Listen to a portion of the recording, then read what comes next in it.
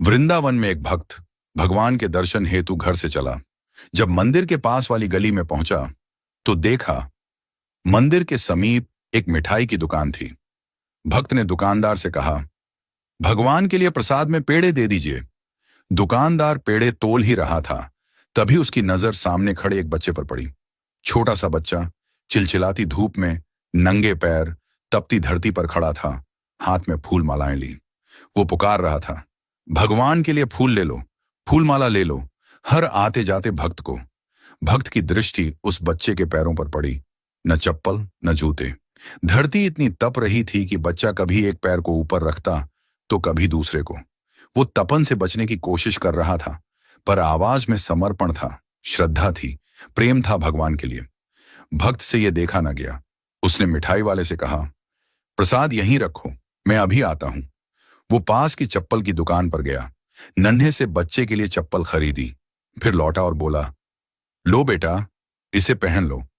बच्चे ने चप्पल देखी, फिर उस व्यक्ति को देखा, फिर आंखों में आंसू आ गए। उसने पूछा, क्या आप श्री कृष्ण हैं? व्यक्ति मुस्कुराया, बोला, नहीं बेटा, मैं श्री कृष्ण नहीं हूं।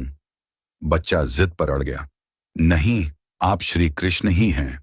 मैं किसी को नहीं बताऊंगा, पर मुझे सच सच बता दीजिए ना। व्यक्ति फिर बोला, नहीं बेटा, मैं तो बस एक इंसान हूं।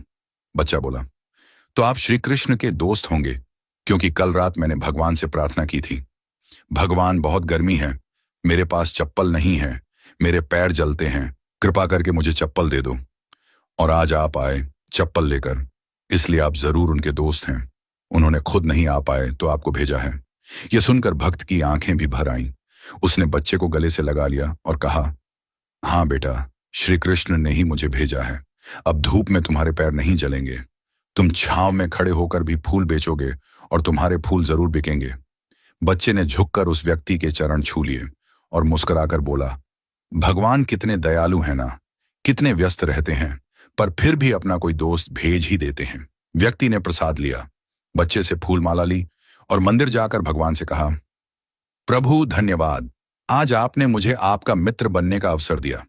दोस्तों, भगवान सबको एक मौका देते हैं उनका मित्र बनने का। यह हम पर निर्भर करता है कि हम उनके इस निमंत्रण को पहचानते हैं या नहीं। हर व्यक्ति, हर जीव भगवान के सामने नतमस्तक होता है, भगवान के सामने अपनी इच्छा रखता है, भगवान को अपने दुख बताता है, अपनी परेशानी बताता है, भगवान के साथ अपने हालात साझा करता है और भगवान